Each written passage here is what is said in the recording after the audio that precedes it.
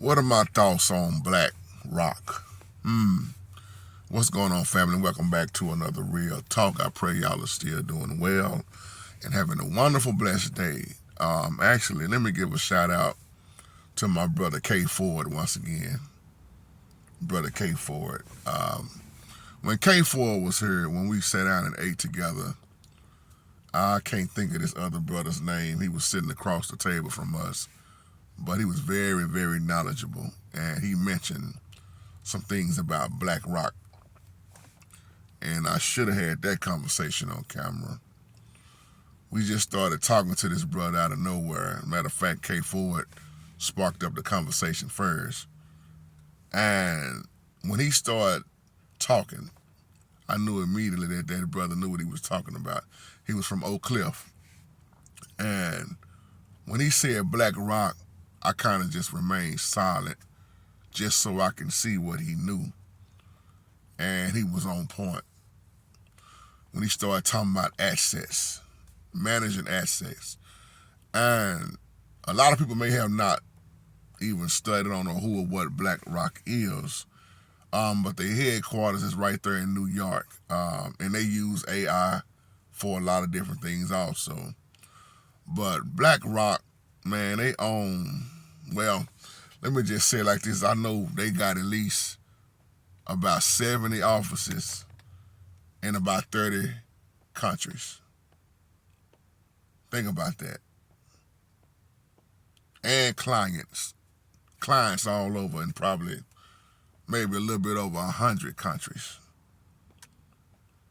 Managing of shares, funds, they huge. They are known as the world leading provider of investments, if you want to put it like that, right? And you'll see, if you look it up, what's his name? Lawrence Douglas Fink. He's a businessman, billionaire, probably more than that by now. He's the CEO of Black Rock. And you ought to ask yourself why you see Black Rock. Why is they buying up so much stuff? What was the plan from the beginning? You'll look it up. They own Microsoft Corporation now. What is that? Amazon, Apple, etc. Probably more than that. And don't get me started talking about Disney, Walt Disney. You're talking about, now it's an argument when I say this, $10.6 trillion. But the question is all that money going to Black Rock, or who's all involved in it? So I tell y'all all the time, the people whose names are not being called out, the faces that you don't see, is the ones that's off in a lot of things. But you never hear about it. You never hear about it. And they like some of the largest shareholders. Because you got to think about it. When you start talking about assets,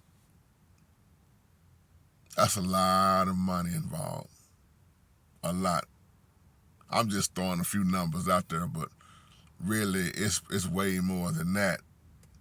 But you start thinking about when people need management.